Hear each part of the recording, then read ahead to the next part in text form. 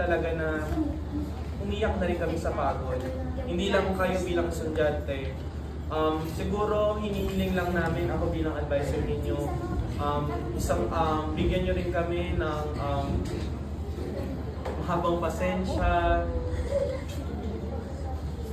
Basta hindi ko masabi lahat ng gusto kong sabihin. Pero dahil doon, nagpapasalamat pa rin ako sa inyo. Hindi ko alam kung aabot ako hanggang 3 years dito. Pero maswerte kayo, naging part din kayo ng buhay ko ngayong taon. Wish ko lang, problema, kahit na nandiyan yung problema, may mga dumating na problema sa atin pero nalalagpasan natin. Pero sana ngayong year, kahit na may dumating pa problema sa atin, kakayanan din lagpasan. Sa part ninyo, naiintindihan ko naman, sabi ko nga sa inyo, ayoko